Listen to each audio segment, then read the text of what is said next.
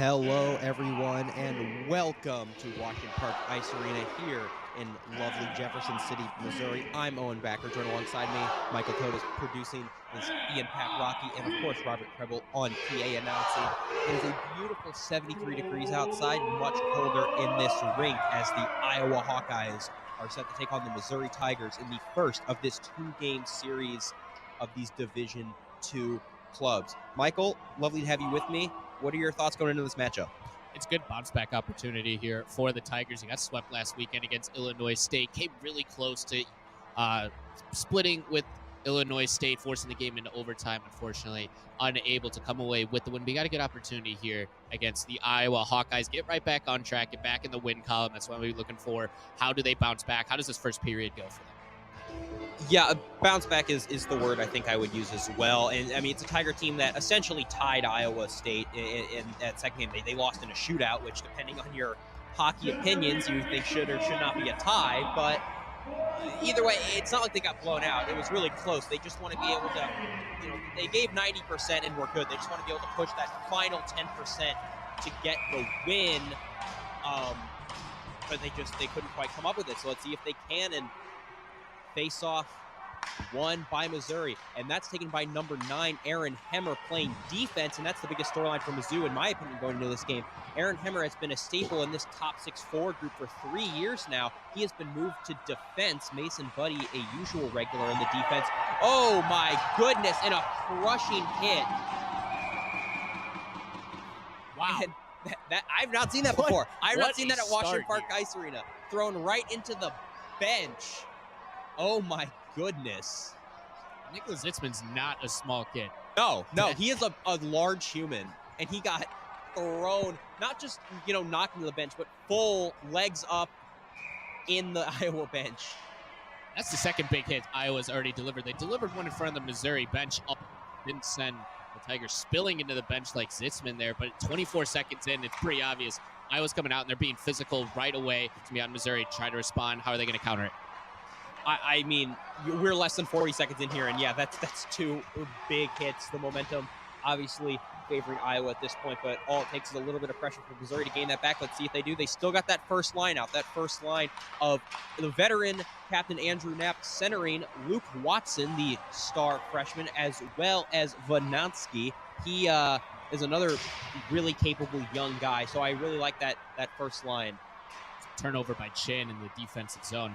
Got to try and avoid those if you're Missouri. Absolutely. Defensive zone turnovers are really what killed them, especially in that first game against Illinois State. Puck now into the corner. Fighting for it, and Ethan DeGroat, one of the 4 Mizzou players with a C on his jersey. He's a co-captain. He's able to get that puck in deep, but Iowa comes out with it, but it's on the blue line shot, and that one floated, no traffic in front, and easily gloved up. And frozen with 18-27 in this period. So we were talking about Aaron Hemmer being moved to defense when that massive hit happened, kind of caught us off track. But Michael, what do you think is the significance of this veteran forward being thrown on the blue line? It's definitely big. It helps give experience out there for the Tigers. This is more of a younger team than we've been used to with Missouri, at least last year. So to have a veteran presence out there is big for everyone on the ice at the same time. Near chance for Missouri right there, just couldn't quite materialize, and now Iowa's moving to the zone 2-on-2. Tried to work this inside, but easily picked up by Missouri. Working in now, trying to get that puck in deep as the Tigers have changed, and now they've got a fresh set of legs on the ice. I think it's really benefiting Iowa when this puck goes along the boards. Missouri's going to have to try and avoid that in this game. Absolutely, we know how capable they are adapting to other teams' games and changing the way they play, given the situation. They don't want to get stuck along the boards playing against Iowa, because this team has shown in the first 40 seconds can really get physical. That one floated harmlessly to Christoffel, and he will freeze it for his first save of the game, if you want to call it that. First on the stat sheet, maybe. Missouri got outshot last time Christoffel was in net, 44-19, and really came away with the victory near solely because of Christoffel.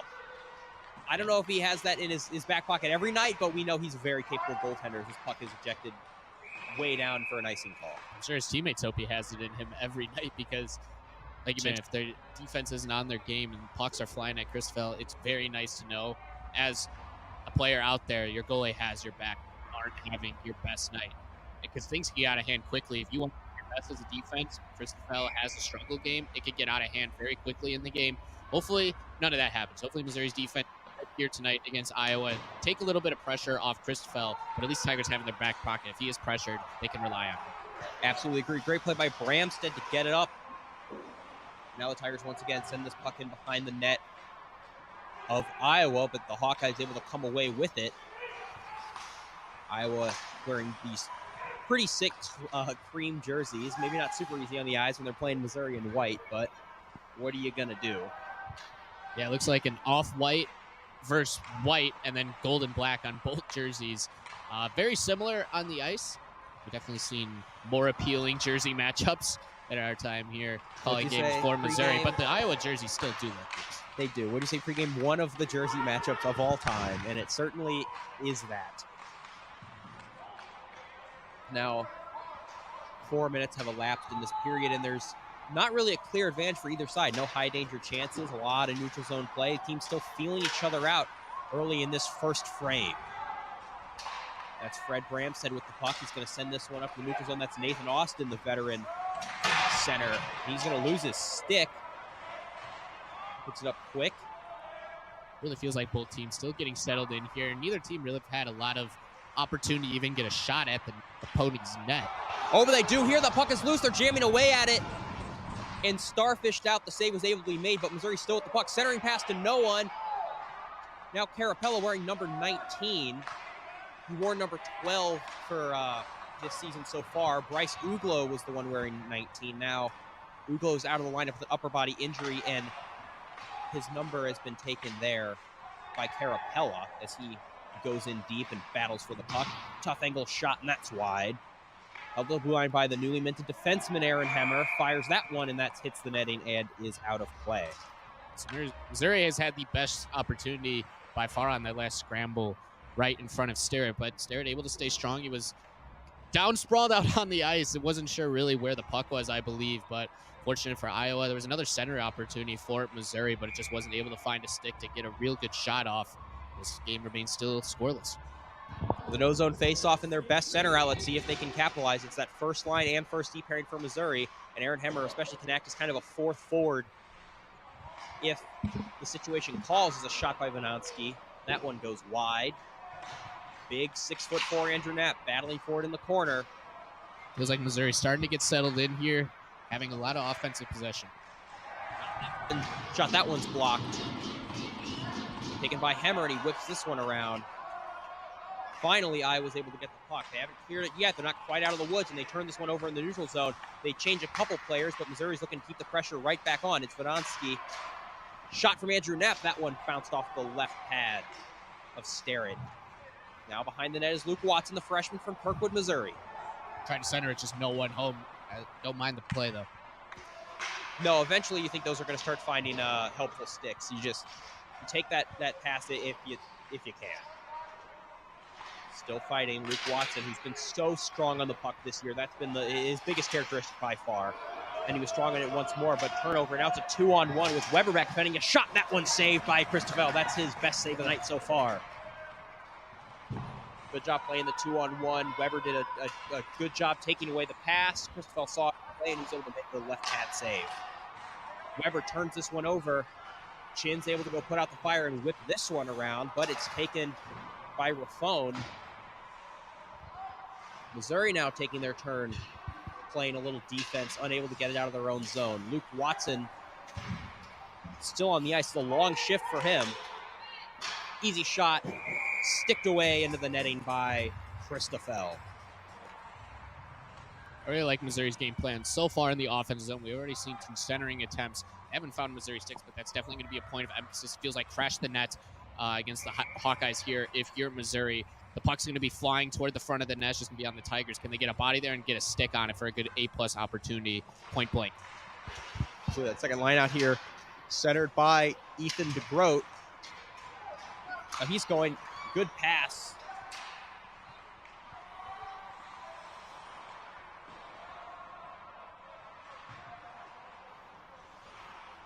Turnover by the Hawkeyes. Missouri trying to go to work once more. That one backhanded, tried to get a deflection, and it was collected by Sturrett. Yeah, that was Heffington there. Was finally the first Tiger to get a stick on and deflected towards Sturrett in net. Like I said, we're going to see a lot of that out of the Tigers. Feels like that's a point of emphasis. Throw the puck toward the net, and hopefully good things will happen. Yeah, certainly. We almost saw that materialize on really the first big chance of the game when Sturrett was starfished out and the puck was being jammed away at. The Tigers hope to replicate that, because eventually those are going to start. Oh, a turnover at the blue line, and now it's a one-on-one shot wide. Decent recovery by the defense and good composure from Christoffel as Will Peterson kicks this one away. Christoffel plays it behind his net and drops this one off. Will Peterson chases, it's picked up. Missouri getting reorganized after a bit of a scramble and a miscommunication there. Pass to a Missouri player that was changing lines. Now Iowa's going for a change. Missouri looks to catch him off guard. It's Ethan DeGroat slicing and dicing through the neutral zone with speed. Chips this one in, gets it deep, and Missouri's got some fresh legs on the ice now. It's Danny Rudman with it. He's going to work along with Fred Bramstead. That's a great forward combination right there. Those two are rigorously good at pursuing the puck. Puck fired down into the neutral zone, hopping along. Now it's taken by Aaron Hemmer. Hemmer to Bramstead. Bramstead shoots this one in the neutral zone. Turned over. Iowa's got it 2-on-2 with Missouri defenders trailing. Shoots that one in. That's off the side of the net. Thought that might have gone in for a second. It wasn't a great chance. Just a bit of an optical illusion. Fred Bramstead with the puck. Bramstead working his way in. Gets this one deep. Good play by Bramstead. A bit of dump and chase action by Missouri. And barely able to clear it. Just beyond the stick of Danny Rudman. Chipped in now, Aaron Hemmer. Hemmer and Rudman often been line mates in their 3-year careers with Mizzou hockey. Now they're on the ice together, but one is, of course, playing defense for the Tigers. Working his way in now, tried to go short side and moved away by Christoffel. Passes this one across. Finds a stick of an Iowa Hawkeye. Iowa tried to shoot that one in a save by Christoffel. Not the best spacing from Iowa there. Had two guys right next to each other for a little while there. Wasn't able to get a clean shot off there. Fortunate for the Tigers. One thing the Tigers do got to clean up here are the odd man rushes. They've been turning the puck over, and two of the Christoffel's first 3 saves were odd man rushes. Talked about you can kind of rely on him when your defense isn't as sharp as you'd like it to be. You can't let him keep having 2-on-1s, even breakaways that he's going to have to stop. You need to see the defense tighten up here. Welsh had a turnover. Chin also in the defensive zone. Not just tighten that up a little bit here, but I think so far, if you're the Tigers, you're happy with the start. I think you're winning the scoring opportunity battle here early. And they've looked sharper since the beginning of this period started. Absolutely. It's just those small mistakes.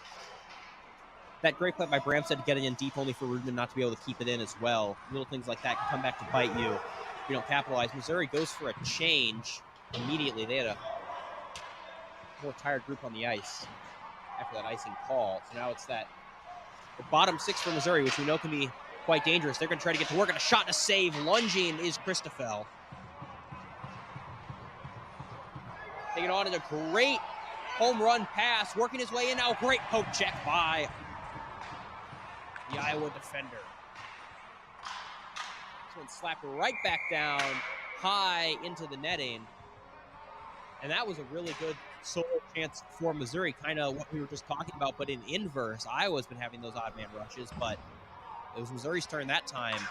And a great defensive play to prevent a grade A scoring chance. Yeah, Carapella turned on the Jets there. He got the puck 1-on-1. Fortunately, it was just a great play by the defense when you just got to tip your hat to for the Iowa Hawkeyes. But it's good to see Missouri able to bounce back, get one of those rushes for themselves. That first line for Missouri is out again. They dominated the last shift they were on the ice. Works his way into the slot. Great scoring chance here. Backhand save made by Christoffel. Wow. What good positioning from Michael Christoffel to not overcommit. So when the puck went back to his right side, he was able to fall on it.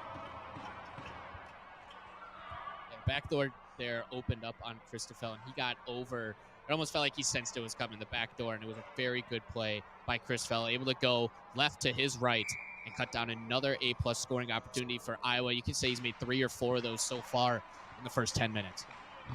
Absolutely. Michael Christopher is a difference maker every night. We know that he is the best goalie on this Missouri roster.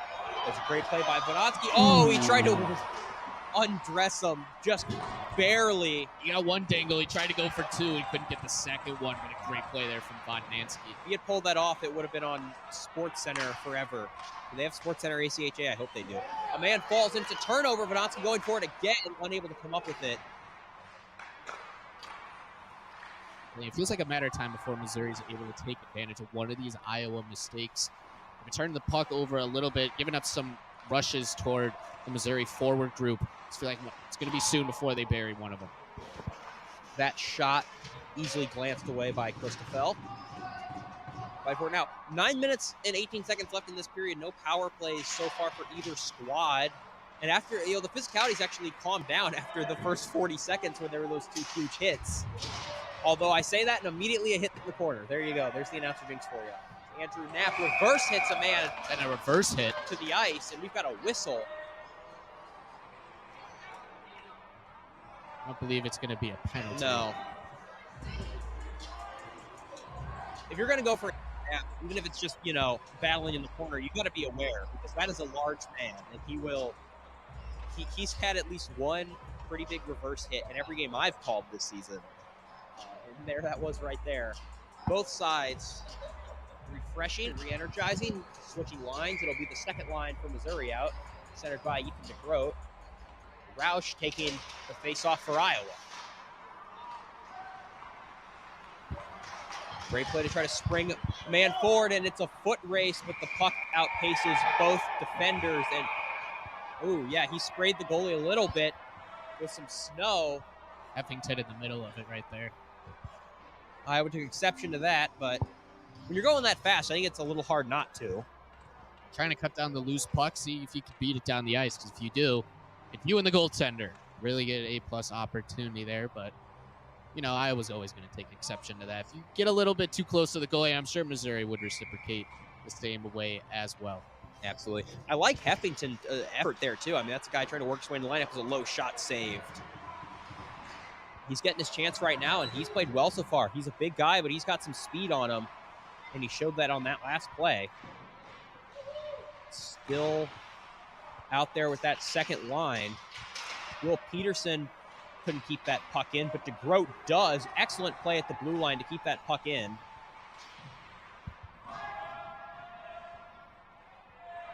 Battling along for it. This puck finally comes out and it's at the blue line. High shot, and that one's blockered away. That was just off the paddle, I believe. I don't even know if he got the blocker on it, though. Once more, Missouri able to keep the puck in the offensive zone. Peterson's going to send this one across. Fires that one, couldn't find its way through traffic. Iowa not able to get it out right now. Huge opportunity for Missouri. Ooh, high save right there. And that loose rebound once again finds a way to stick in Missouri. Iowa trying to recover, but the Tigers are going to remain with the puck. Peterson once more sends this one down. Oh, and a big hit back. It wasn't quite a penalty, but a bit of a different angle there, and it would have been. And both teams exhausted will change lines after a good play to send that one down by Heffington.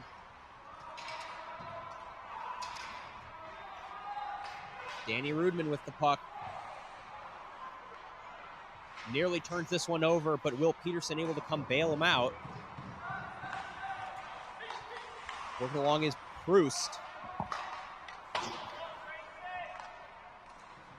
Iowa enters the zone without much effort, and Missouri's able to come away with the puck with relative ease. Here we Spurs go. along now, and it's going to be Proust. It's got Bramstead with him, shot and glove save. I'm not sure if you saw Bramstead trailing with him, but a decent shot placement there, just collected in the glove by Sturrock.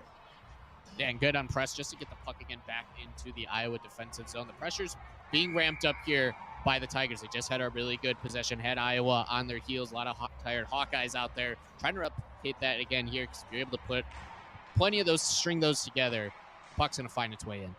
Another high shot from the blue line. That one couldn't find its way through traffic.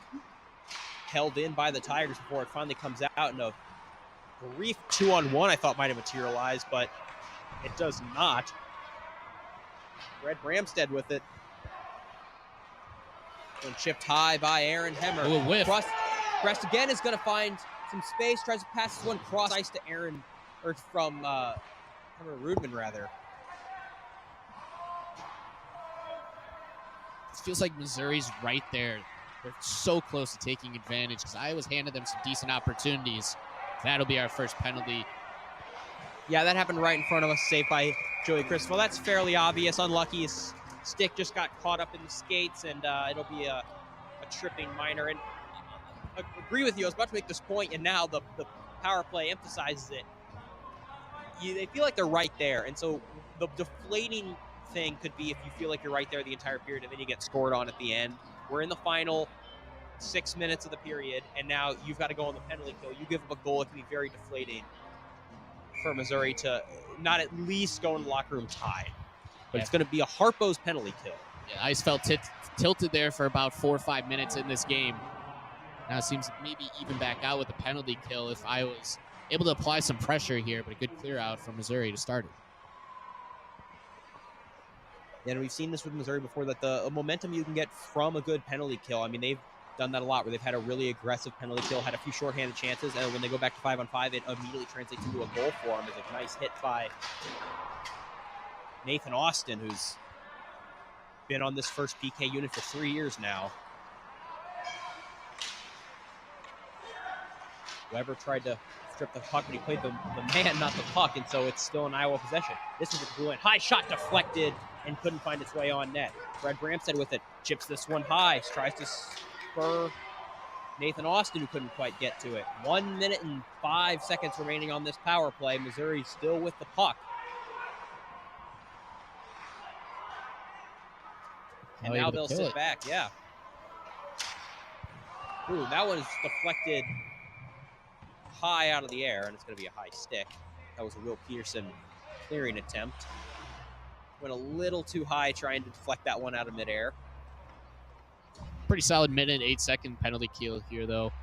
For the Tigers, Iowa really hasn't been able to set anything up. They had possession in there for a little while, and then was very quickly able to clear it out. Still trying to keep that ice tilted a little bit, keep the momentum in your favor, even at the man disadvantage here. Face-off taken by Iowa, and they'll look to slow things down, have a more controlled entry into the Missouri offensive zone. Roush with it.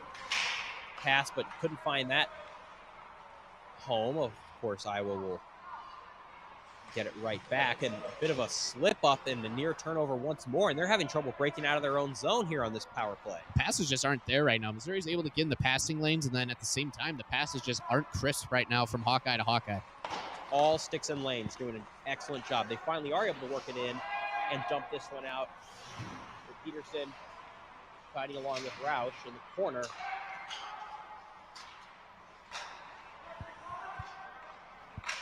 This one to Roush, top of the dot, pass this one back to the blue line. One-timer, and that one goes wide.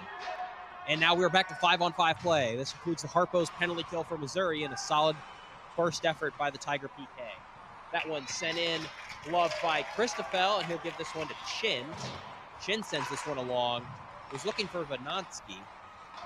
Missouri's got their first line out there, going to try and look to apply some pressure.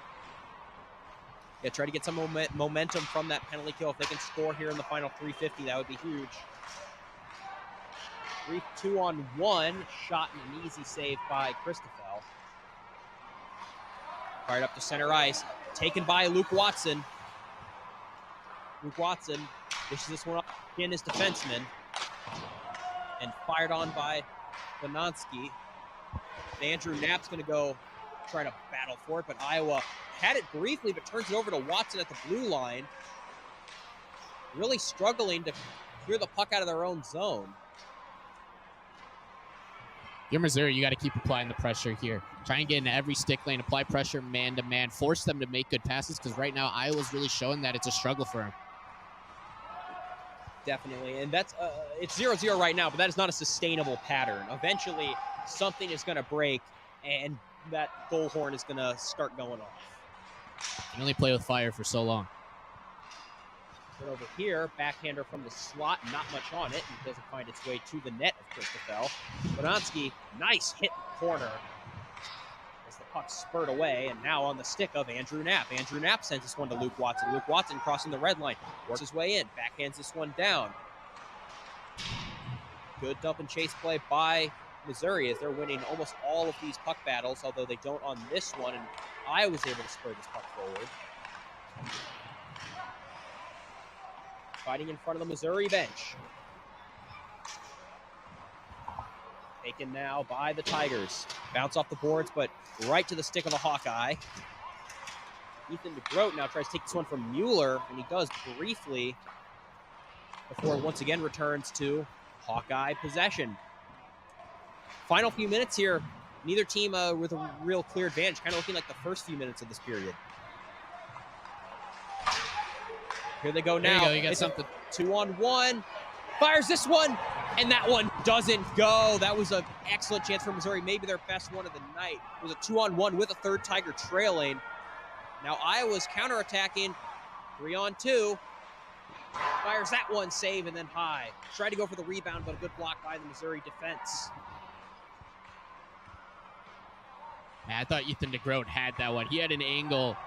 Oh, here's something, a chance materializes, backhand, and that one is gloved by Sturrett.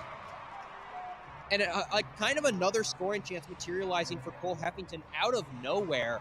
He's doing a great job of using his speed and size to split the D and get those chances. I'd like to see him get utilized by his teammates a little bit more, so it's not all these, singular individual efforts, but still, an excellent play from Cole Heffington. And so many opportunities coming out of nowhere. Anything could happen in the last minute, 20 seconds, but I think right now the first period MVP is Riley Sterrett from both teams. He's been by far the most impressive player. He's cut down so many Missouri opportunities, and it really feels like Iowa has a miracle right now that it is still a scoreless game. They've had opportunities for themselves as well, but Sterrett's really kept them in this game because it's been really close to being at the very least 1-0. Good save by Christopher, and I will not argue that point, Michael. I would agree with you. And if I were to pick a second one, I would say it's probably Christopher. So a bit of a goaltending duel thus far, as now we are under 1 minute remaining in this period. That was a little risky. Ooh, yeah, a little risky puck playing there by Christopher, but no harm, no foul done there. So we'll go to play it again. That one a bit of a safer play as Iowa was changing. Sent in now by Press. 25 seconds. Neither team wanted to make any mistakes. I think if you're Iowa, you're certainly okay with going to the locker room with this game tied at 0. Missouri maybe a little frustrated. One last chance for Iowa. It doesn't really do much.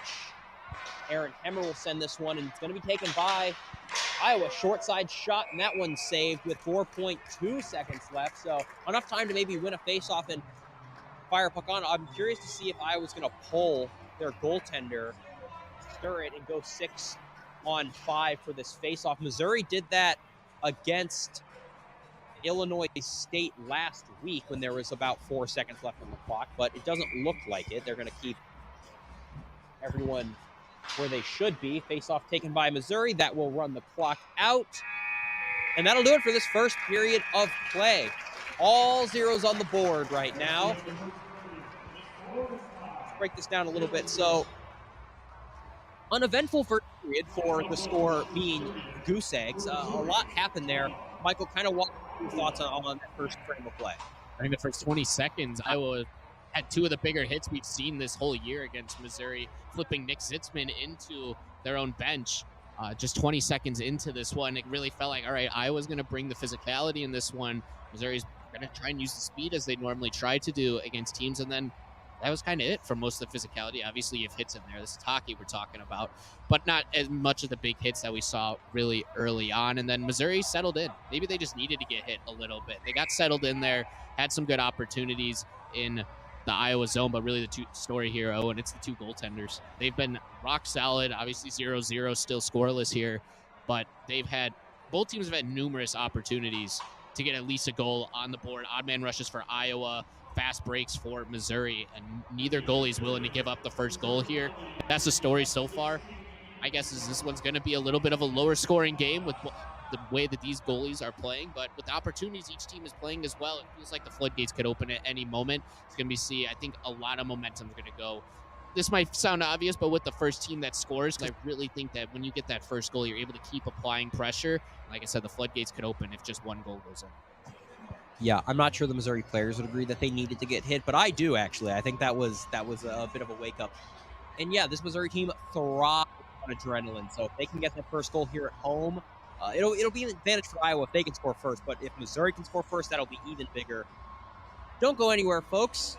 We will be back in 15 minutes with the second period of action here at Washington Park Ice Arena. I'm Owen Becker, joined alongside me, Michael Totis, Ian Paparocki producing, and Robert Treble on PA. Don't go anywhere, folks. We will see you very soon.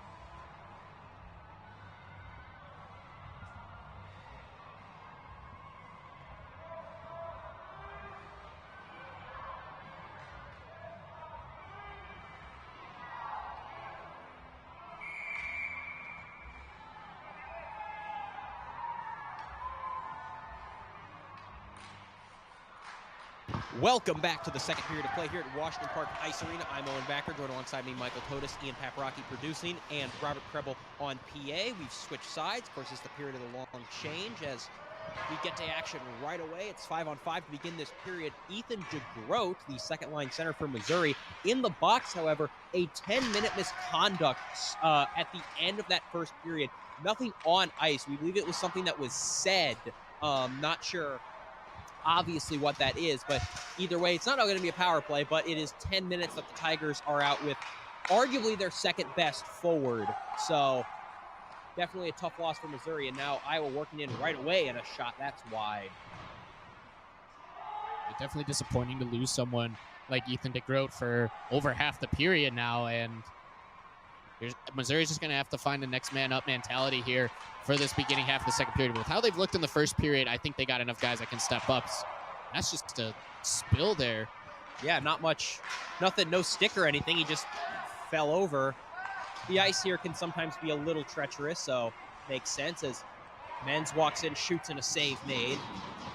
The good news about DeGroat being out is this Missouri team has depth. I mean, this is a deep team, and I'm interested to see who's going to take that second line.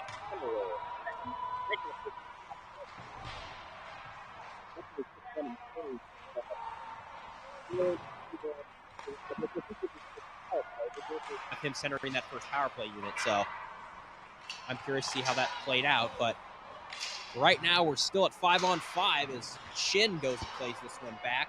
Turned over, Iowa with the puck, kicked away by Christoffel. Puck loose in front. Just went right of that right post there. I guess our right, Christoffel's left. Our right. The directions are hard because I know I always do the perspective of the goalie. Here's a 2-on-1. Shot high, save, but the rebound still with Missouri. Working out, slot chance. That one goes well high. Nothing there on that second chance opportunity, but that first 2-on-1, the big save right there. I would have liked Rogan there to pass that. I'm not sure I would like this shot even from the slot. He didn't really have an angle there to get a good shot off, but Iowa was all on their heels. They were all bunched up in the middle, right all around the goaltender, trying to pass that out, create more spacing, and then get a better opportunity there when you have Iowa all on their heels, just trying to get back in position. I agree. You know, it's not the NHL. It is a little harder to make that pass, but there's been a few 2-on-1 opportunities for both teams, so they've just taken the shot when the pass probably could have been a bit more opportune. It's a low shot from Will Peterson, finds its way, kicked away by Sterrett. Another shot, and that one kicked away once more, deflected off the stick. Puck now finally finds its way out of the offensive zone, and an icing call.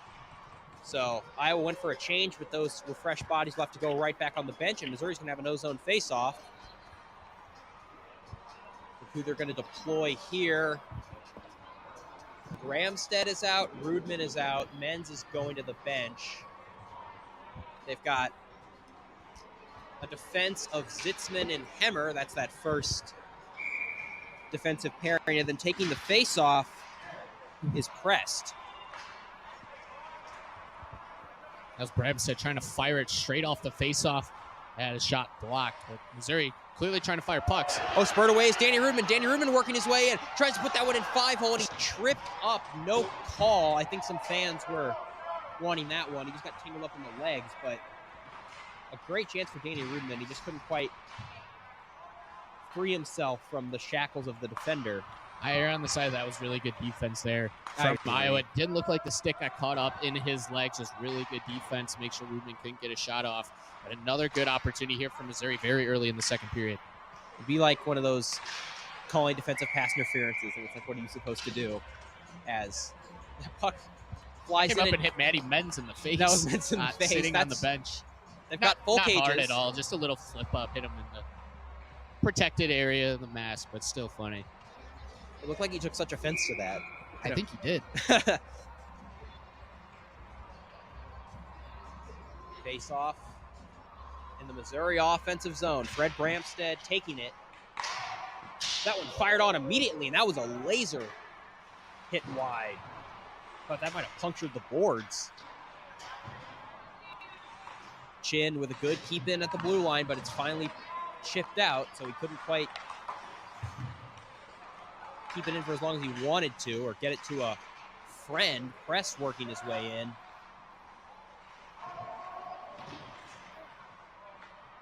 Tigers going to work.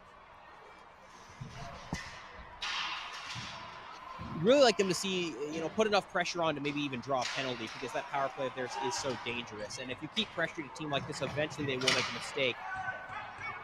Yeah, we've been here for our fair share, called them together, and even just been here for our fair share of Mizzou Club hockey games. Just one penalty so far. It came in the first period. It was Missouri taking the penalty, but it's been one of the cleanest games I've seen from both sides. Not really many missed calls at all. It's just been a clean hockey game so far, and it'd be interesting to see, because Missouri is able to normally take advantage of power plays and try and use penalty kills to gain momentum back. Just a 5-on-5 game right now, and I've really liked what I've seen out of them. They've been creating opportunities. Problem is, goaltender for Iowa is about as good as you can get. 100%. Very clean game. Now, we've talked like this before, and it's blown up in our faces, as there's a chance right here, a slap shot, and a save made. It almost just did. The choice to go for a slap shot alone in the slot, certainly interesting, but a very good save by Joey Christopher anyhow. Nathan Austin fighting for the puck now. Run around is good work being put in there by, that was number 21. Blake Houston. That was Blake Houston, yes. Thank you. Thank you, Michael. Blake Houston playing his first Division II game with Missouri in this contest, so maybe fans might be a little unfamiliar with him as a good save made by Starrett. Puck fired on high and all the way down, and that's going to be another icing call, so Iowa's going to keep that tired group out.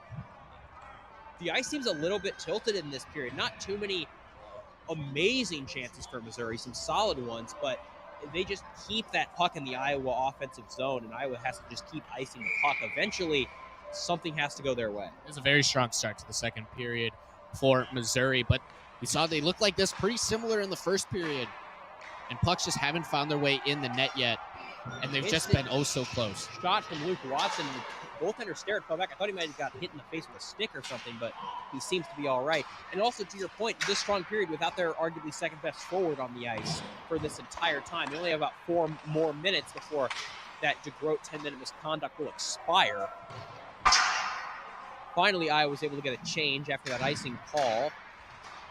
Puck played by Christopher. Up now, Bodnansky.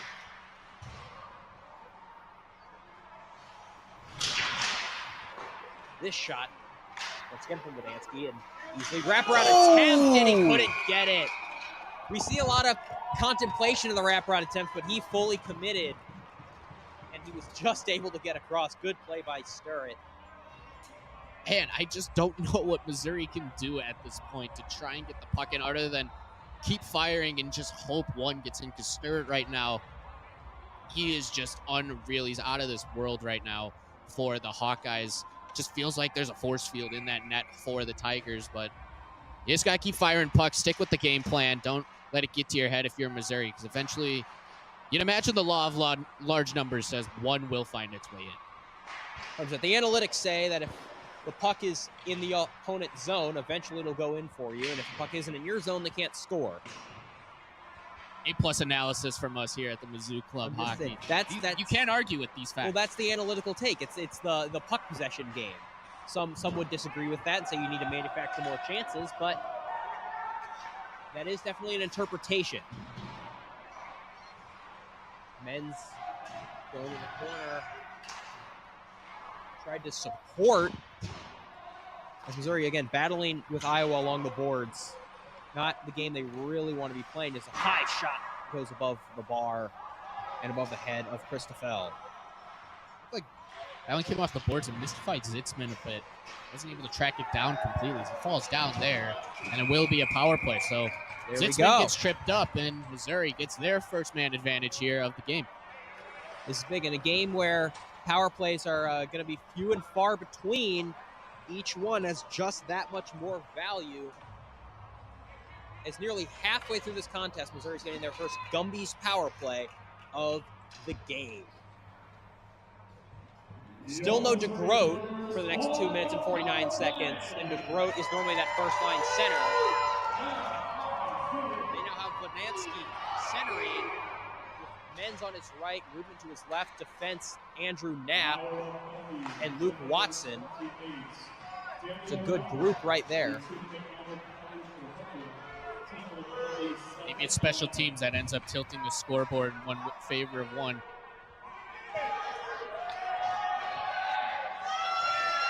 Cam's getting a little frustrated as that puck is still jammed in on the boards.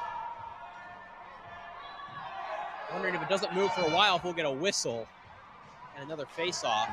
About maybe 25 seconds at least by now. That puck's been there. Fires, and that one goes high. The second the puck came out on the stick of Andrew Knapp, he lasered that one. He's got a great shot. He had 2 assists in Missouri's last contest, that loss to Illinois State in a shootout, and one of them was off a laser just like that was deflected in front. If Missouri can get this puck free-flowing, bouncing around, get their passing set up, I think it's likely that they get some grade A chances to probably even score a goal here. Face-off, tie-up, unable to be cleared. Vanansky sends one to Luke Watson. Watson gets it back to the relative safety of Andrew Knapp. The blue line. Knapp's going to send this one. Hit traffic in front, but it'll find its way back to the stick of Andrew Knapp. Knapp down low to Vanansky. Knapp now to Menz. Menz working his way to the top of the dot. Drops this one on for Luke Watson. Luke Watson away with it. He's pressured, but he's able to hold off the defense. Watson back to Menz. Menz to the blue line, Andrew Knapp. Knapp back to Menz. 47 seconds left on this power play. Vanansky hit, but again, can't clear. Iowa's yet to clear the puck on this penalty kill. Menz shoots, and that one's blocked into the netting. Some decent pass work, but a good job by Iowa. Good positioning, just keeping those lanes clogged up, not really giving them any great shots. Yeah, Iowa just staying home in their defensive positions. When you're able to do that, Missouri's passing lane hasn't really been there. They're trying to move it more into the slot, quick pass, get a one-timer off, and it just has not been there for Missouri so far. So got 30 seconds, though, to get something going. They pretty much said, yeah, you wanna pass it around, fine, we'll let you. Just don't come anywhere near our net. Now the second power play unit and the second penalty kill unit for each respective team have come out with 20 seconds left in this Gummies Pizza power play. And finally, the first clear for Iowa. It's worked in, and maybe a bit of a chance, but nicely batted away by the defense of Missouri. Now only 10 seconds on this power play, Iowa with possession, so it looks like they're going to kill this one off with no real issue. A great seam pass right there. Shot and a save by Christoffel. Collected by the Tigers, and now we're back to 5-on-5. A good enough power play for Missouri, but just couldn't really get any of their chances home.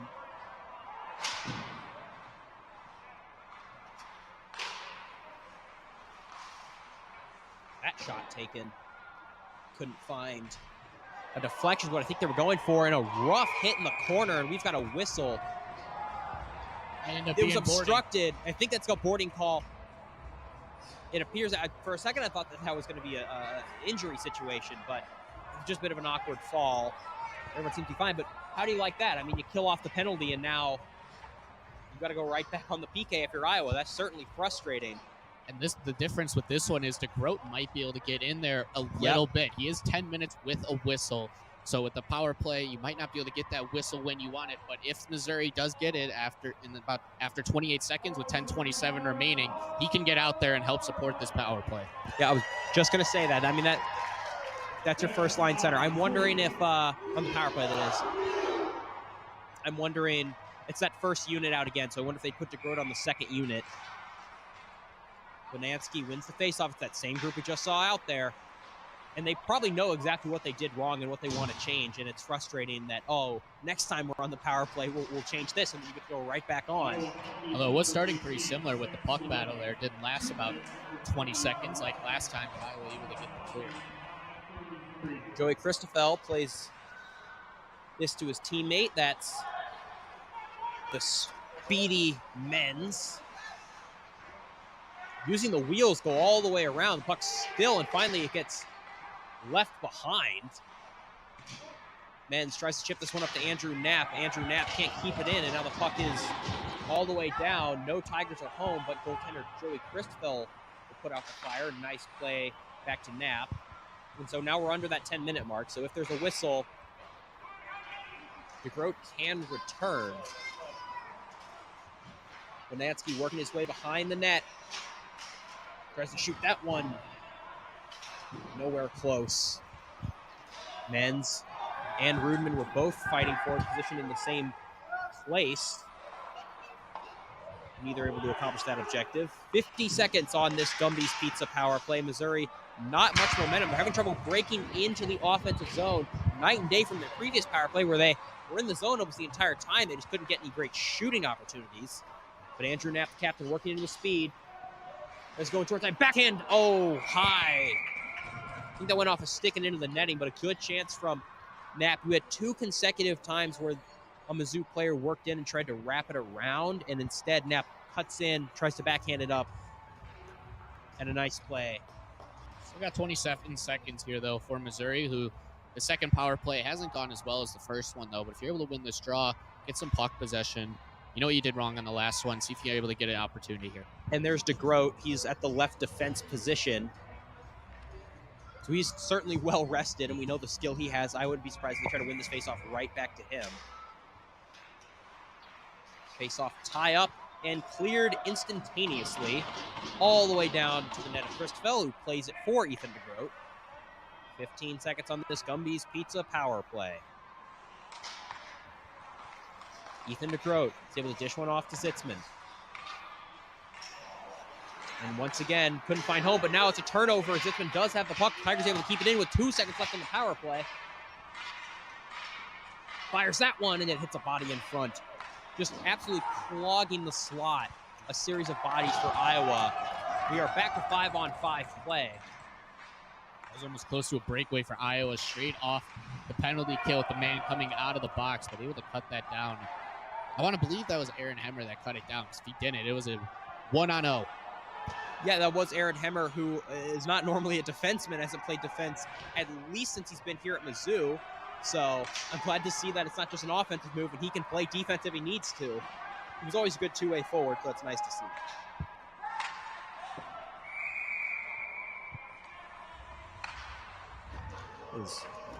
Up high, I'm also interested in number 23, Jack Krogan. So he started last game on the first line. He is dealing with an injury tonight, and so he's in the lineup, but he is not at 100%, and he's listed as the team's 13th forward, but he has played a good amount. And speaking of that, Andrew Knapp, the team president, so we're not going to speculate, but he is not on the bench. He is standing just to the side of the bench, and he appears to be dealing with some discomfort, maybe an injury situation. Nothing overly serious. He's standing on his own power, but he is being attended to. He played back-to-back full shifts on both power plays, so maybe he took an awkward hit or a puck somewhere. He did have that charge toward the net, trying to get the backhand on the power play. I think that was the last time, because then the puck was frozen, and then the second power play unit came on. So we'll keep you updated on that. Oh, and a beautiful pass, and it's a 2-on-1. Working in, shot, and a save made. Another 2-on-1 chance for Missouri where they choose to shoot it.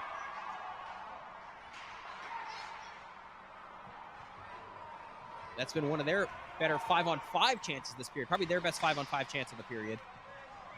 That puck harmlessly goes to Christfell and frozen. So Missouri will change lines, so we're keeping an eye on exactly what everything looks like. I guess you could just keep that second line the way you had it when DeGroat was in the box, and then just replace Knapp on that first line with DeGroat. There's many ways to play this, because you get DeGroat back and then you lose Knapp. And Andrew Knapp is now back on the bench, it looks like. He just walked back on the bench. Very good news for the Tigers. It can't be overstated how much of an impact he is on and off the ice. He's the team president.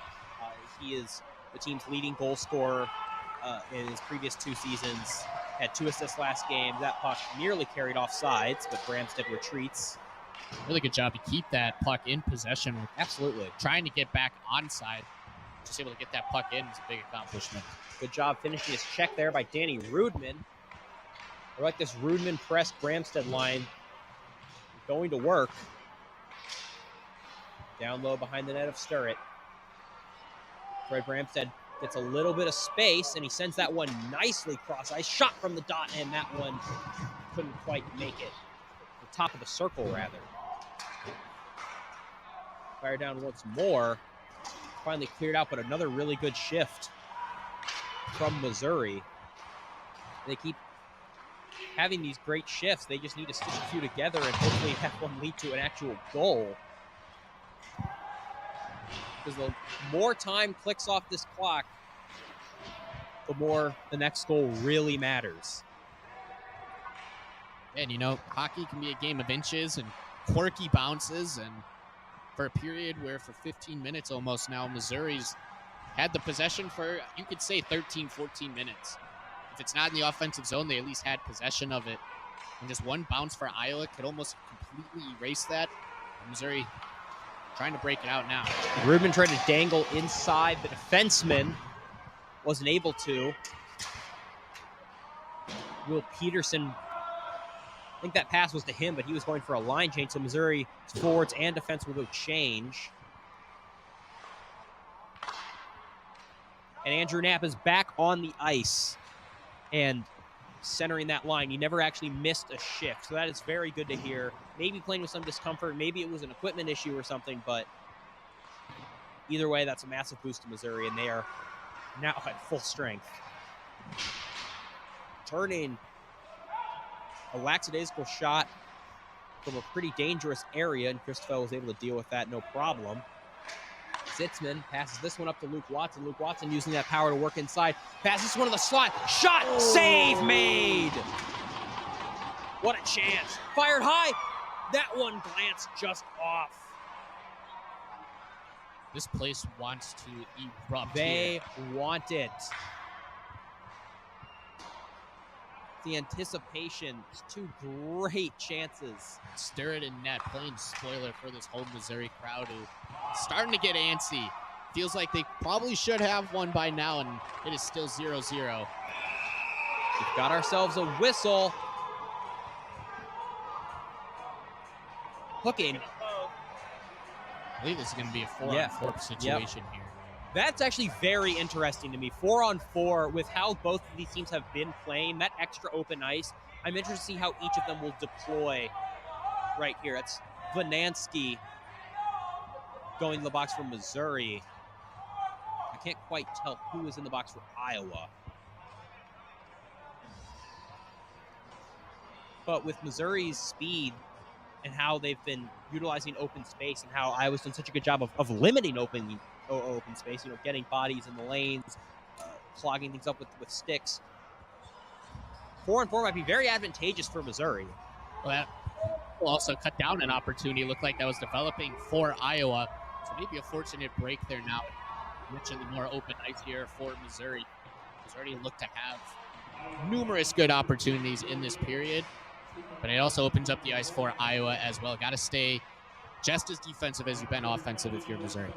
I was wondering if they were going to deploy Knapp and DeGroat on the same 4-on-4, but it looks like they're separated them for now. It's Weber and Chin out there on defense, which both of those guys are mobile enough and have a good reach, so they're ideal for a 4-on-4 situation.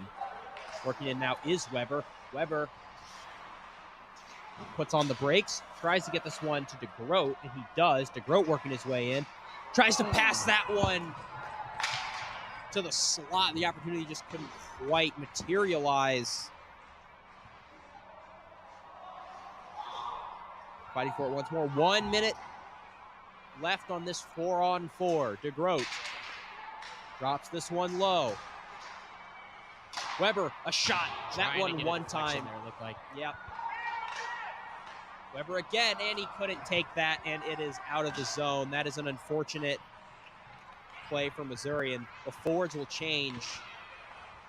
It's now a Speedy Menz out there who will turn it over, but a good play by Weber to get back. Pushes a man down. When you're putting on the brakes like that, it's hard when you have someone as big as Weber not to fall over.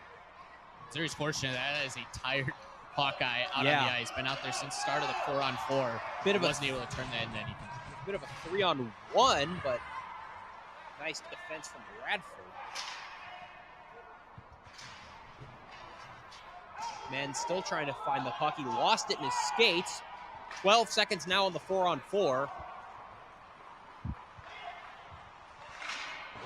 And so with that, Iowa will go for a change. Both players get ready to hop out of the box. And we're back to even strength. Played along now. Tries to send that one to the right dot. He's able to get the puck there, but no shot chance. Held at the blue line, blasted 10 miles left of the left post. Iowa still with it, fired high, looked for a deflection, and that one bounced just past the right leg of Christoffel.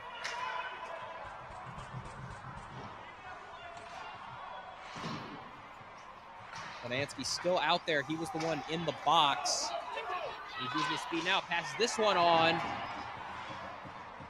to number 19. That is not Ugo. That is Carapella wearing number 19.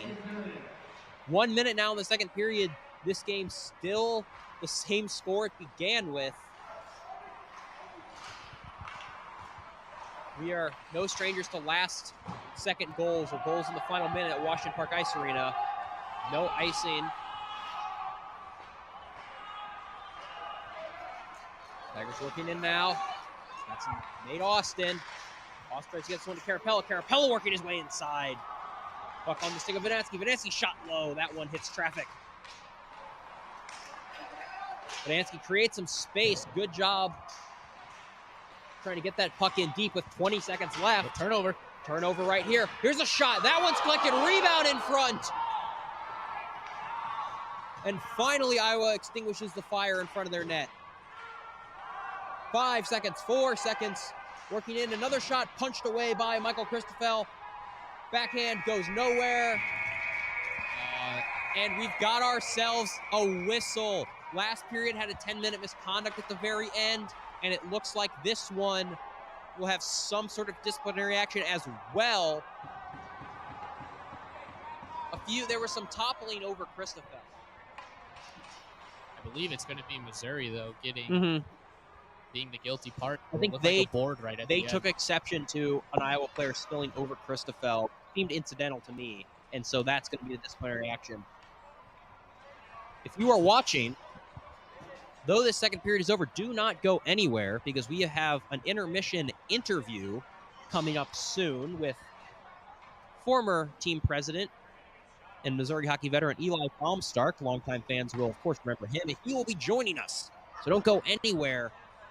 Until then, Michael, let's break down this period a little bit, as there's still a few stragglers in discussion with the officials. So, no goals still, 0-0. I cannot remember the last time we had a game enter the third period tied at 0. But what's your takeaway here?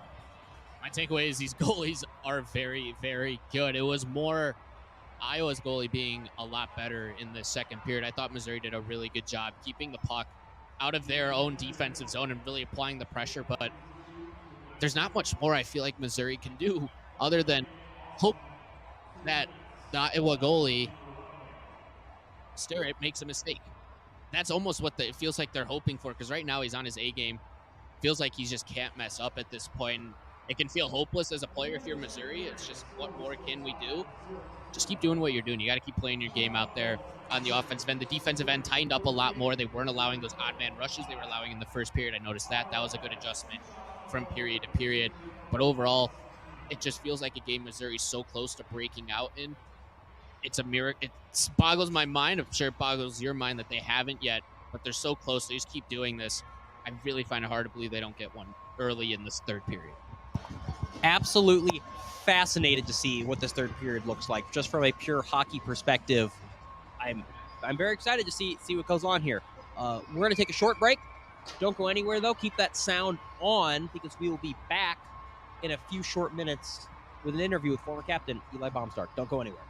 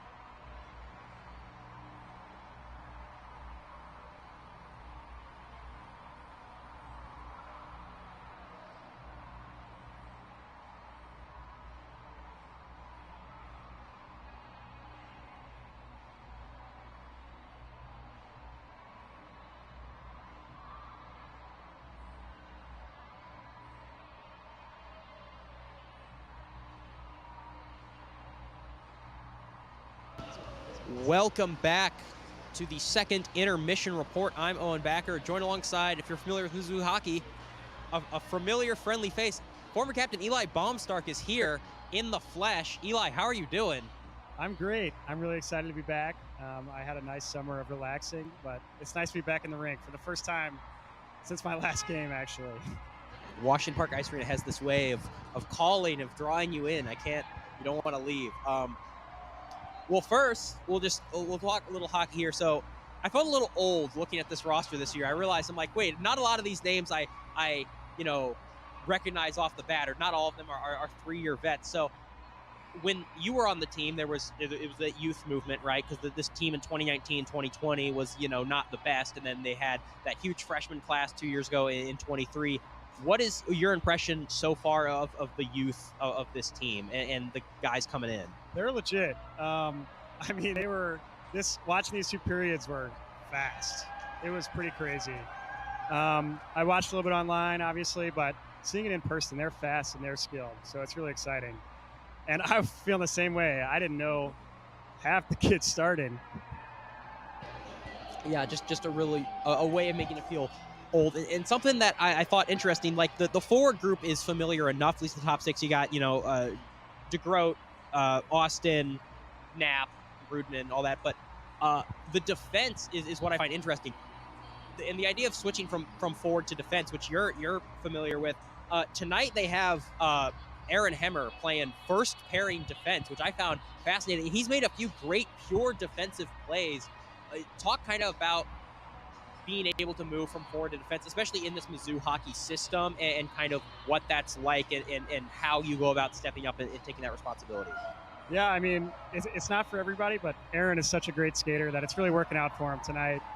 Like you said, he's made some great plays. I think how it translates is you just have to keep moving the puck up. If you want to, you don't want the puck behind you as a defenseman, and you don't want it in the net or between you and the net. So I think Aaron gets that, and he's such a great skater that he can keep the puck in front of him the whole time. I think that's his key to success. Yeah, it's definitely very interesting. I showed up tonight, and I looked at the lines. I was like, wait a minute, that's all right then. Well, cool. Let's see how this works out. But I wasn't doubting, but I knew he was a great skater. I was very pleasantly surprised by his play tonight. The leadership of this team. Andrew is the team president now. Took over from you, who took over from Nick Spola. All three of you have been great to work with. Just on that note, but what is the leadership kind of like in the locker room now, do you think, knowing that obviously who Andrew Knapp is, and how do you think he will have been kind of stepping into that role? Well, thank you, first of all. But Napper is like such a solid guy. Sometimes you might think he's a statue because he's pretty quiet, but he is the best leader by example in all facets of hockey and school and leadership. He's done some things already as president that I'm thinking, man, how did I think of that? So it's really incredible. And then kind of one of the final notes here, it's hard when you're in it to kind of see what Mizzou hockey is like, but I took a step back the other day and was looking at some of our, like, even YouTube analytics, and Mizzou hockey has grown a lot. I mean, and just since even I've been here, from fans at the rink to viewers on the YouTube channel, just to interest around, and I mean, even the team itself. We have a full-on Division III and Division II team, which we did last year, but even the Division III team is playing more games and is more active and all that. So what do you think that growth means, and what does Mizzou hockey mean to you specifically, just for the culture, and what does it represent to you? Well, I think Mizzou hockey really represents a great community to me. This weekend coming back, I've been greeted by so many familiar faces. There was my old teammates, Coach Locke, you guys, but also fans in Jeff City, which I think is really amazing. There's some people that I would see at the games when I was playing that came up to me tonight, so it's really amazing. And then on that note, with the D3 team, there still seems to be great support. I mean, more than just parents, and on campus, people are getting involved, and they had an awesome media day, like a social media day. So I saw that. It was very good. Check the socials if you haven't seen it. That's right. It was good. That's right. So yeah, I think it's amazing with the growth, and I think community comes with that, and that's really what it means to me. Final thing here, 0-0 going into the third period, which that's a tight contest. We haven't seen too many 0-0 games going into the third. Who do you have scoring that final or that first goal, that first one to maybe it'll be the game winner? But who do you have finally breaking the ice? I've got number 9, Aaron Hemmer. He's really been go. flying. Last year he was kind of cold, but he's hot already this year. And additionally, I don't know if I ever played in a Mizzou hockey game that was 0-0 going into the third period. I don't think I ever watched one. It's a rare occurrence right there. It is. All right. Well, with that, Eli, thank you so much for joining us, and go enjoy the third period. Let's see if your prediction's right. All right. Thank you very much. And I want to give a special shout out to Auntie Zimmer. Aw, shout out Aunt Zimmer. You are loved by the Mizzou hockey community. Thank you.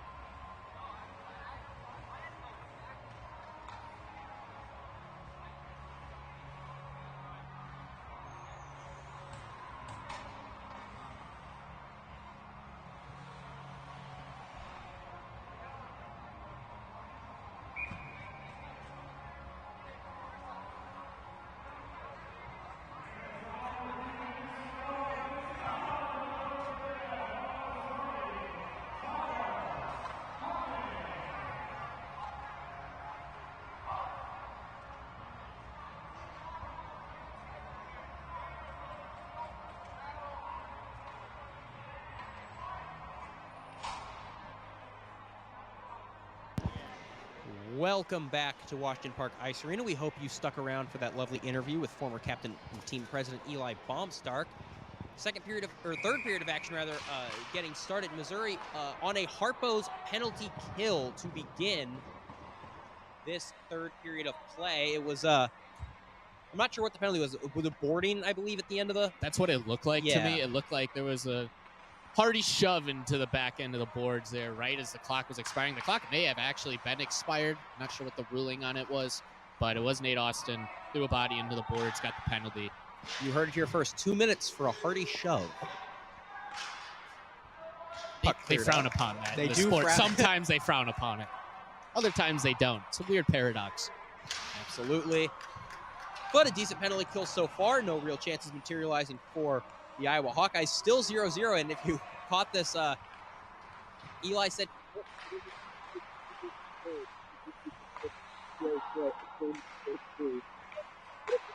Snowflake of a contest so far as that puck is blasted down, and I think it was you, Owen. You're mentioning looking at the scoreboards for ACHA, and you're like, "This ain't the NHL," because these scores are 9-6, yeah, 7-5, and here we are. We got an NHL score 0-0 heading into the third. It's very uncharacteristic for this level. Early 2000s dead puck NHL score. But a very good game nonetheless. Don't get it twisted. This has been an excellent contest thus far as a shot right into the chest of Christoffel and a good save. I think you could make an argument that this penalty kill, assuming they kill it off, as I say this, it's a good thing for Missouri. It gets them right into the period. There's no lollygagging. You're immediately thrown into the action. You have to stay active. You cannot get on your heels too much and relax a little bit. You got to kill off this penalty, and I think that throws everyone straight into the game. You're very quickly getting into the action here in the third period, and I think that'll help them if they're able to kill it off successfully. That's not ridiculous. That is not a ridiculous thing to say. I would agree with that. 30 seconds left on this Harpo's penalty kill for Missouri. That is assuming they kill it. If they give up a goal, then it definitely probably not. Well, they may have nearly done there, but shot kicked aside by Christoffel, and now it's a 2-on-1 on the PK. On his way in, shoots that one, and that's into the netting. Andrew Knapp rifled that one. Okay, so 2-on-1 with not just any 2-on-1, but 2-on-1 with Knapp and Luke Watson. That's dangerous. Tigers have had a couple of 2-on-1 situations and really haven't looked to pass. I'd really like to see if they could try and stir it out, make them go left to right to make a save, but right now the Tigers are just trying to test them one-on-one. So far, it hasn't been working. Yeah, because they're not beating them straight up, right? They're not beating them. They have had plenty of looks looking dead at them and just trying to pick their spot and blast it past them, and it hasn't worked thus far. We don't have shot tracking until the end of the game, but I am very curious to see what the final shots are going to end up being, because it feels like it's weighted a good bit for Missouri. I'd bet a lot of money Missouri leads the shot total. This is not sponsored by DraftKings or FanDuel. No, we don't have any sponsorship. There is no betting on these games, betting. But It is just pizza and Harpo's. As well as Hotbox Cookies as this penalty is killed off. There is a Cookie Monster in the rink tonight. A Hotbox Cookie Monster in a Mizzou hockey jersey. Should be easy to pick out on the camera. No one else is wearing a bright blue Cookie Monster outfit, although it looks like he's by the Missouri bench right now, so probably not in range of the camera unless it swings around the boards like it does now. I might be able to see him right now. Where the puck just was. Maybe Cookie Monster can go talk to the guys, get them into the game. Played by Sturrett. Ethan DeGroat with Bonansky. Like that combination as they're going to work. Luke Watson on the ice as well. A good 3-forward combination. Aaron Hemmer, the one who Baumstark picked to score the goal. The first goal of the contest, sitting there at defense. He has been hot this year. And he's skating in now. Deeks inside, tries to get one hand on it, but collected away. Puck jumps out, and now it's a 2-on-1 if they hurry. Sticked away. Good stick. Puck still loose. Down is Christoffel, and he's able to gobble it up on his back to a delighted crowd at Washington Park Ice Arena. Great play by Michael Christoffel. You might have two Cookie Monsters in the house. You got Joey Christoffel and that just gobbling up all the pucks that Iowa able to throw at him. I mean, it really just, this is one of the best display of goaltending I've ever seen from both sides up until this point. This has just been fantastic. A+ opportunities from both sides. Neither goaltender able to give in. I've decided that he is Cookie Monster Christoffel now. That's going to stick. It's going to happen. Patent it. Patent it. Because imagine he shows up with a Cookie Monster helmet or mask. That'd be fire. Puck blasted on and taken easily by Cookie Monster Christoffel. It's gonna take some work out. We gotta figure out when to use it, but Unless he doesn't like cookies, then it would be a... Who doesn't like cookies? I was going to say, you Come on gotta now. like cookies. That's ridiculous.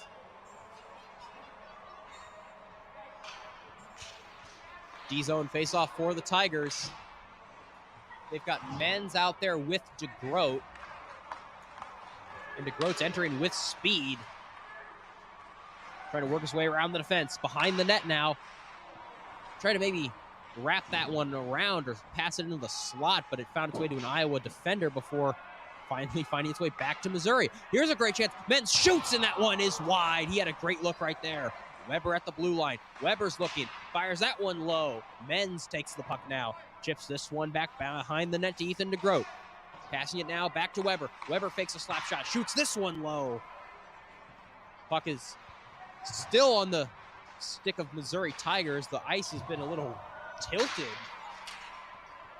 after that successful PK at the start of the period. Fired on. No ice here. No, they are going to ice the puck. So 15:36, and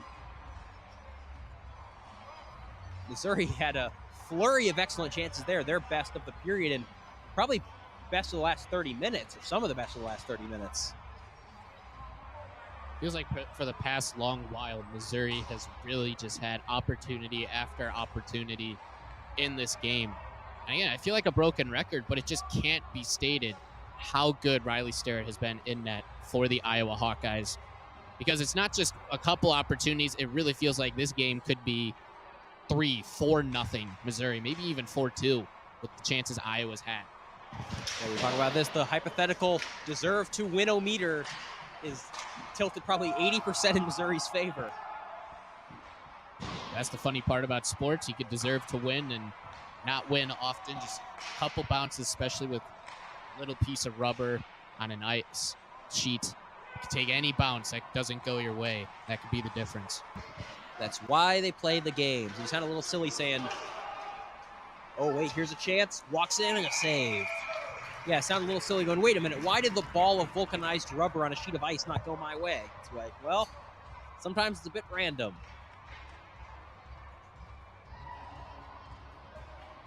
How's Florida State doing right now, Michael? They may have just tied it. That's big. Fourth game on the line. I have no investment in this, but Michael here likes the Florida State football team, so. I don't really. Well, just kidding, I do. But he does. It's fine. I got more investment in this game. Yeah.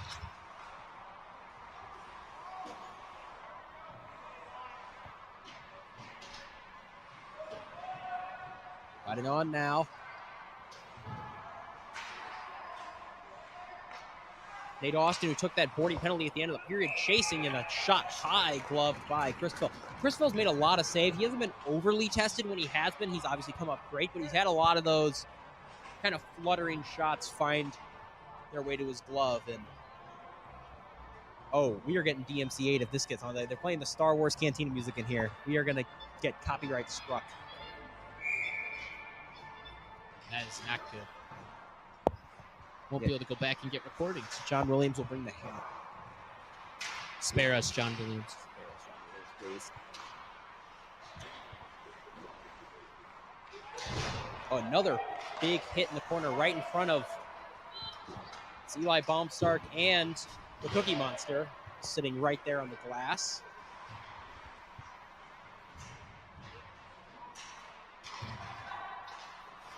Unable to clear a shot from the slot.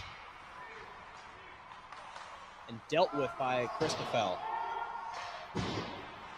Fred Bramstead couldn't quite come away with that. Now the puck is fired all the way back to Chin. Chin sends this one up. They're playing a bit of long-distance pitch and catch here. Missouri, after that huge amount of momentum after the penalty kill, really not much going here in the last 2 minutes or so.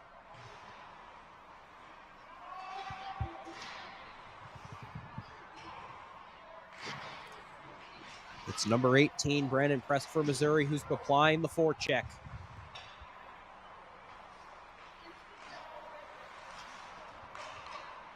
Iowa finally tries to enter the zone with speed. Fanned on a pass and immediately shot back into where it came from by Missouri. Brody had it. Throne working in. Slot chance, shot, and he scores! What an individual effort from Raffone. He cut his way into the slot, sliced and diced the defense, dropped to a knee, and blasted that one past Michael Christopher, who's been solid all night. And finally, after 46 minutes and 49 seconds, we have a score in this game. It is 1-0 for Iowa. That's a stinger. That's a stinger. Really a stinger for Missouri. Feels like they've been the better team in this game, but yet they find themselves down in this one. The number of opportunities, like we've been saying, just one opportunity for either of these teams. The A+ chances, the B- chances. You just need one to find its way in, which could end up being the difference with how tight a game it's been. The opportunities have been there for both teams throughout the entire game. I would be shocked if this game ends 1-0, just with the amount of opportunities that have happened. Another chance here and a save by Christopher. Iowa was looking for another one. Still with the puck, shot and blocked by Vanansky, and spurred away now is Knapp and Watson. Watson's all alone, 2-on-1, pass, shot, scores! He scores! What a play! Luke Watson put it in off the pass from Andrew Knapp, and just like that, this game is tied. What a goal! Let's look at the replay right here. A 2-on-1 chance. We've been saying it all night. Pass it on the 2-on-1. Finally, they do, and it's in the net.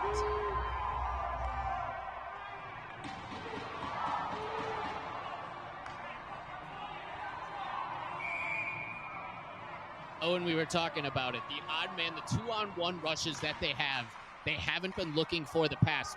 Right there, Knapp perfectly finds Watson. The passing lane was there. Sometimes the passing lane wasn't there on previous 2-on-1s Missouri's had. But what an answer. Less than a minute after Iowa breaks the deadlock at 0-0, Missouri answers right back. Eric tried to upend though. And now the physicality's picking up. Both teams got spurred. Iowa got spurred by that goal, and now they've gotten a wake-up call, and the same thing for Missouri. Wake-up call by that Iowa goal, and now they're spurred by their own goal. It is an incredible feeling in this arena how much the momentum has been altered. And that's the third Andrew Knapp assist on the last 3 goals that Missouri has scored. So he's coming in big as a playmaker. Luke Watson on that goal was wide open as well, so. We weren't sure if he pushed it through. He didn't really take a shot. It was more of a push, just trying to get through the 5-hole. And it ended up getting enough. Once the arms go up and the cheers start ringing out, we knew it was in. Bit of a delayed reaction. Shot there by Chin goes well wide.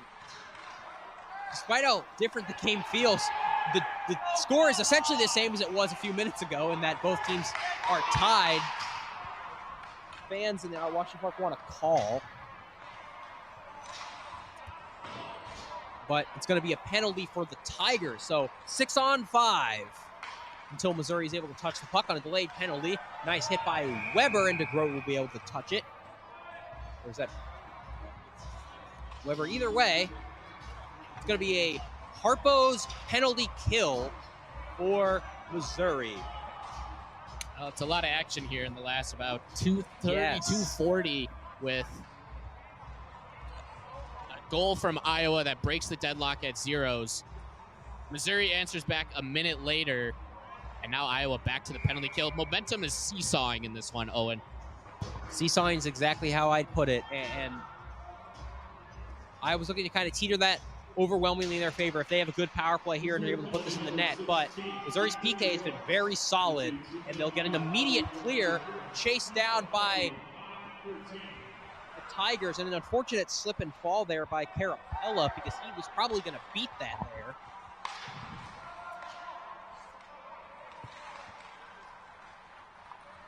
Iowa working in through the neutral zone.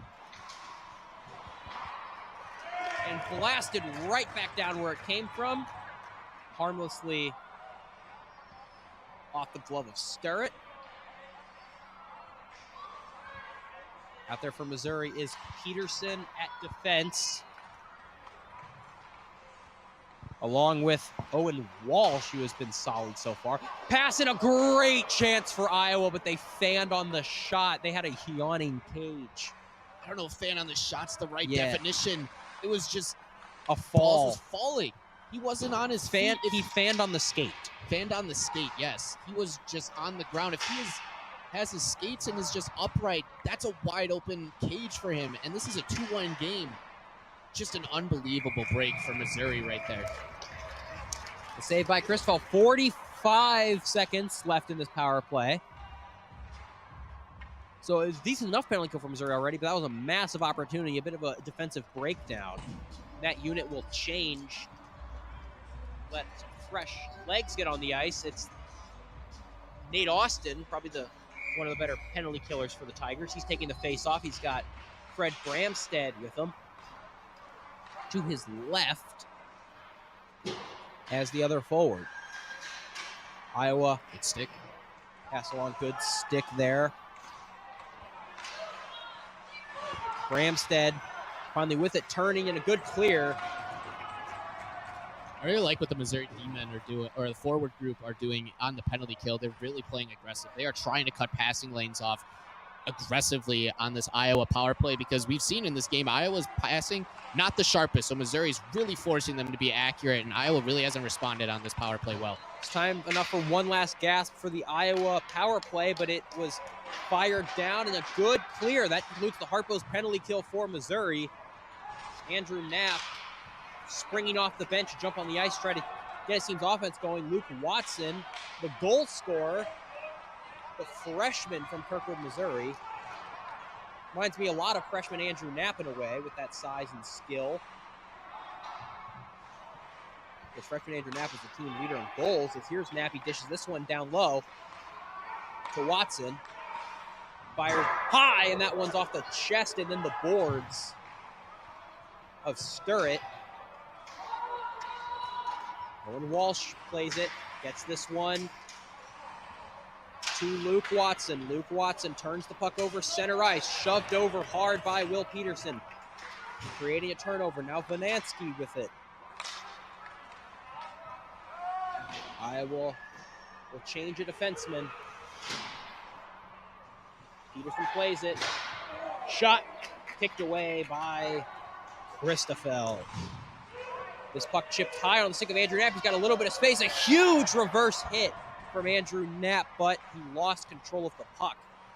Yeah, Iowa they got their goal there. They didn't end up actually hitting Knapp, but they disrupted him enough to get the puck away from him, which feels like is just as big of a win. 100%. It can be just as hard to take the puck off his stick as it can be to knock him over, as we've got a whistle. And all right, with 7:23 left in this game, what do you think is going on in the mind of the coaches and the benches for each respective side here, Michael? Because this game, despite still being tied like it has the entire time, feels completely different after those two goals. Yeah, it does. And I feel like both teams have been playing more well-balanced. So for both teams, it really feels like you have to stay in the passing lanes. You can't let another odd rush opportunity come because, again, we saw scorings come at a premium in this game, and then all of a sudden it didn't for a minute there where both teams got a goal. I feel like we could end up seeing that again. You cannot give up the odd man rush. Stay home in your passing lanes. And if you're Missouri, keep putting the pressure in the offensive zone. You've been able to do that all game. I don't see any reason to shy away from that now in a tie game. Couldn't agree more. Missouri had a game go into overtime. Last time we were at Washington Park Ice Arena, both the D3 and D2 games went into overtime. The D2 game actually went to a shootout. And with how tight this game has been as that puck sent into the netting, how tight this game has been, and with only 7:12 left in this period, overtime may be looming here at Washington Park. Still got plenty of time. Got 7:12. Speaking of overtime, Virginia and Florida State are also in overtime right now. So one notable Friday night football game in college. Too much overtime for my heart. Overtime is bad for your heart. They should make it illegal. Especially overtime hockey. Overtime hockey is so Unless it's stressful. not your team, then it's awesome. Reminder that overtime hockey here in ACHA is the same as the NHL. It's 5 minutes of 3-on-3. With a lot of open ice before the shootout. So, and with how these teams have been able to produce opportunities, I'd be shocked if overtime lasted a long time, if we got to that point. That's how it was against Illinois State. I genuinely don't know how that game went to a shootout after all of the chances in OT for each squad. Ended up being a shootout victory for the Redbirds. That number 1 D pairing of Zitzman and Aaron Hemmer out on the ice. Taking the faceoff is Menz. To his left is Heffington, and right is DeGroat. First D pairing, second forward line. They are putting everyone out there they can with offensive ability to try to get a goal.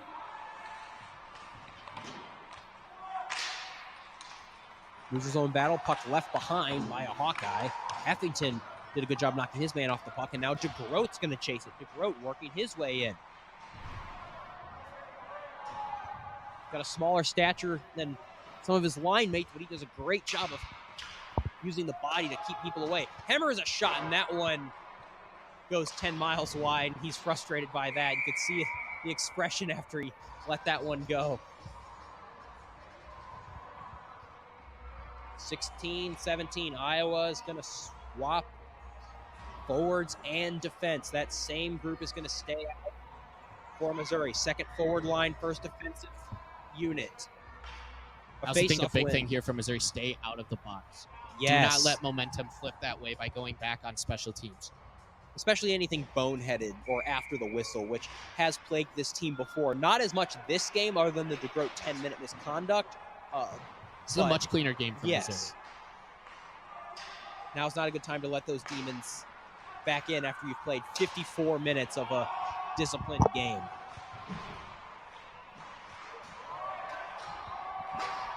Played a good game clean. You don't want to throw it away here in the last 5:55.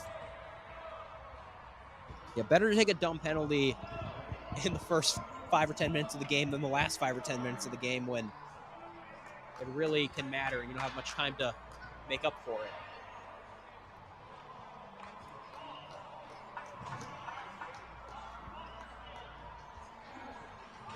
So we've got some MIZ ZOU chants beginning in the stadium as we are now on a go pizza power play for Missouri. And this is can pretty much sit back and lean on Michael Christoffel and try to win this. It's by far the biggest sequence of the entire game. It's that same first unit out. Andrew Knapp, puck at the blue line. Had an assist on the goal. Puck cleared out to the neutral zone. Knapp will go chase. Pucking out a defender. He's going to skate behind his net and let his team recollect. A near turnover from Andrew Knapp, but he's able to get it up. Immediately falls into Iowa Hawkeye possession. A spill and tumble at the boards.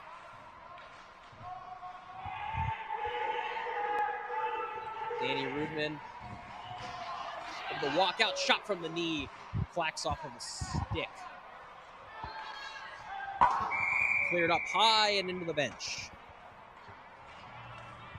This Iowa penalty kill has been very stubborn. They have been well positioned when called upon, and it's not really allowed Missouri any passing lanes on this power play. Missouri on 5-on-5 has looked a lot better than 5-on-4, which is not something you typically see with a hockey team. Especially out of this team, which is so solid and has all of their usual power play guys in the lineup at full strength. Face-off taken by Iowa and cleared into the neutral zone. 1 minute left, so 50% expired on this power play. And no real chances for Missouri. This is huge. You might start to see almost a little bit of desperation from the Tigers, even though the game is tied, and DeGroat is leveled some fans want a penalty call. Looked clean from our vantage point, so no penalty there. 40 seconds on this Gumby's power play. As we've got line changes, so the second unit for Missouri will at least start to get in a huge hit, and that is going to be a penalty call. That's going to be a boarding. That was Jack Krogan, who got hit clean in the numbers.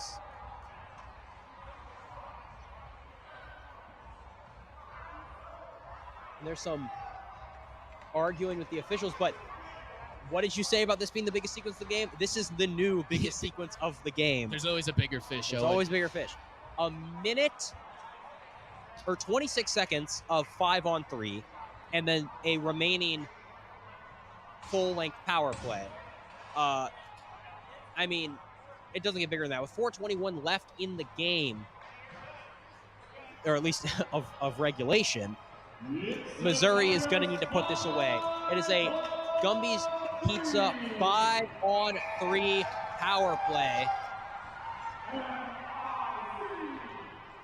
The MIZZOU chants loudly echoing through Washington Park. Face-off win. That's big. That was Vanansky who won it.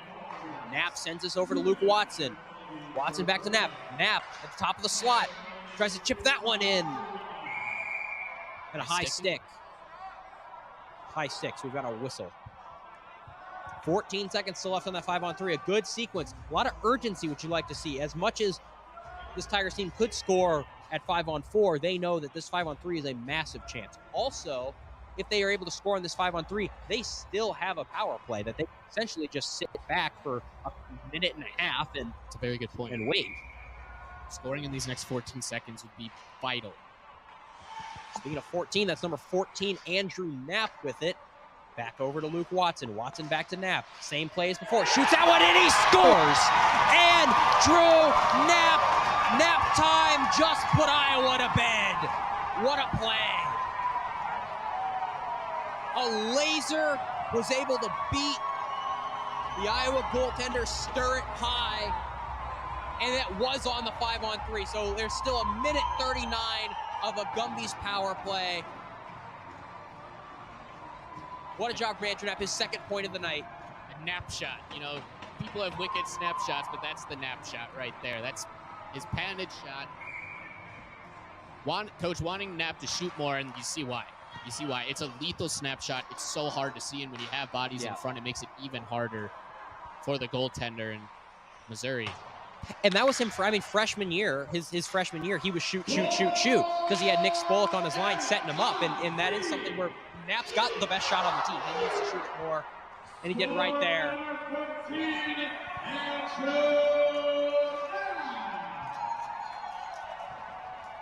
Sorry, doesn't need to be overly aggressive on this power play, but an insurance marker would not go remiss. This is a huge opportunity. If you could take a 2-goal lead, game's pretty much over.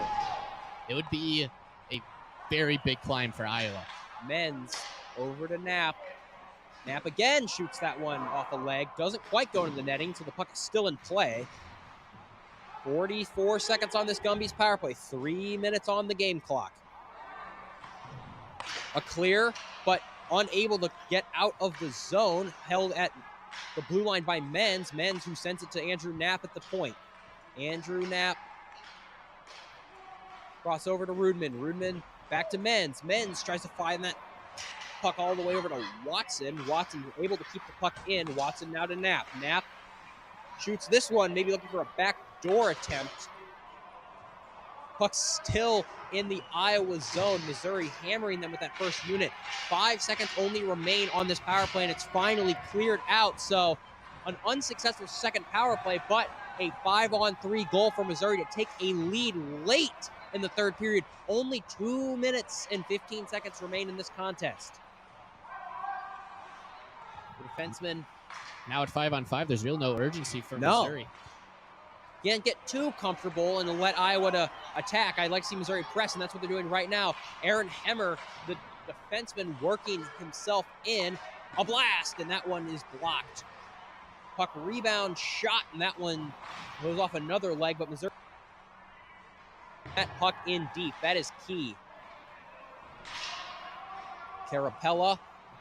Imagine next time Iowa gets possession, the goalie's going to get pulled. Yep, looking for that as well. Hemmer sent that one high into the netting. So probably, I'm wondering if there's going to be a timeout here. That would be my guess, is that someone is going to take a timeout. Yep. Yep. It was Kane was motioning toward the referee to get the timeout for Iowa.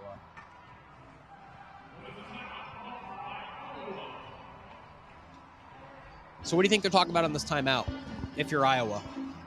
I think, first of all, you're getting a breather. You're getting a breather. The puck's been in your zone for a while here. You've been chasing in the defensive end as well.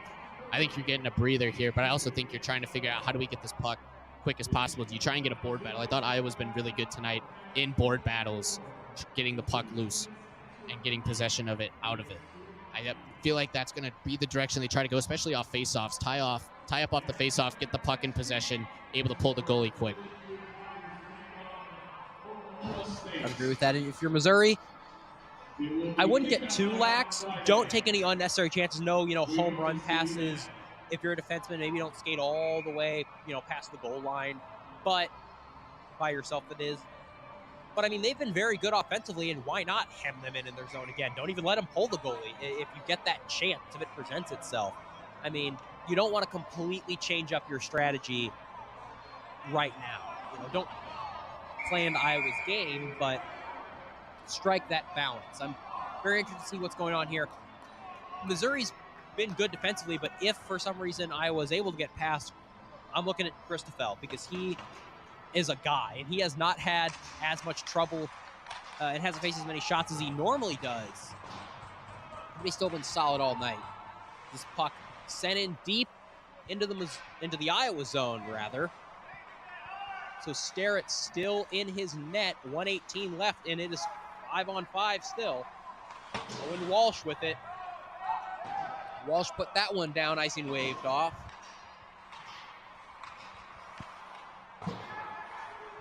Carapella with the puck. Carapella tries to funnel this one in. Here's a chance shot, and a big save by Sterrett. That would have put the game away. Iowa's still unable to pull the goalie. They can't even get an opportunity to tie this game. They can't. This is what we were just talking about. Missouri is hemming them in. I'm not sure I would have done that. I'm not sure I would have flipped it in. You could have passed it back if you're Blake Hudson there and just chewed up even more clock. But still, what a forecheck by Nate Austin. I mean, not letting Sterrett get to the bench. He's looking for it, and yeah, there he goes. Pass.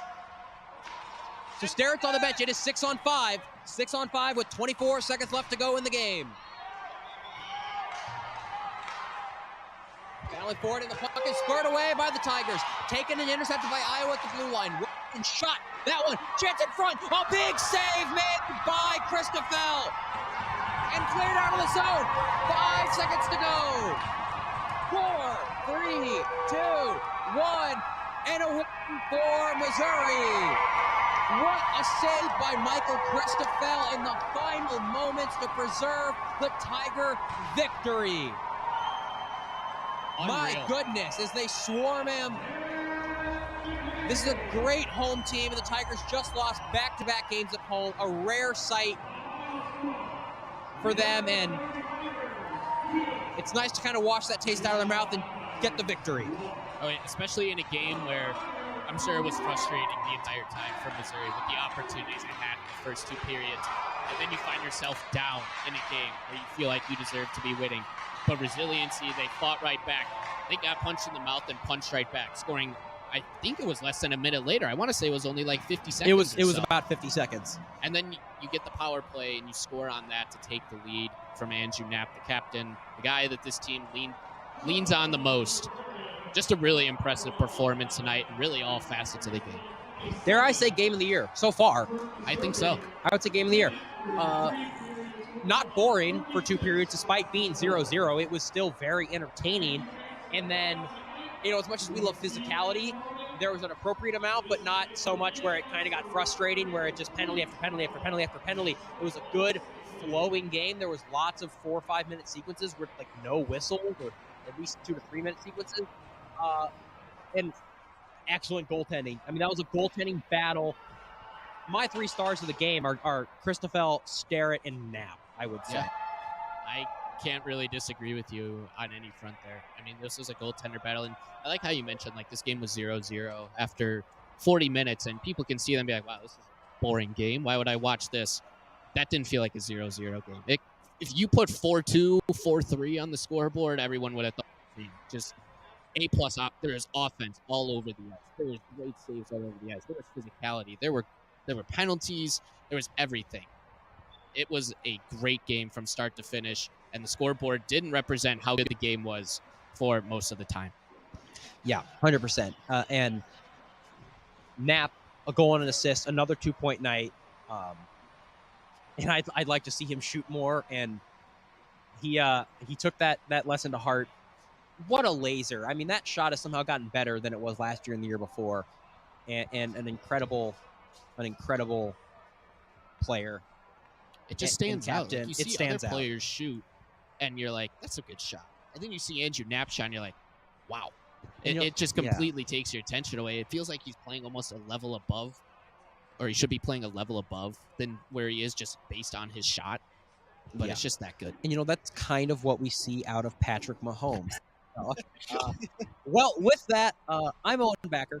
Right alongside me, Michael Totis, Ian Paparocki, our producer, Robert Krebel on the PA. Tomorrow, there will be another game. Now, that was one a little early. It's going to be 9:30 a.m.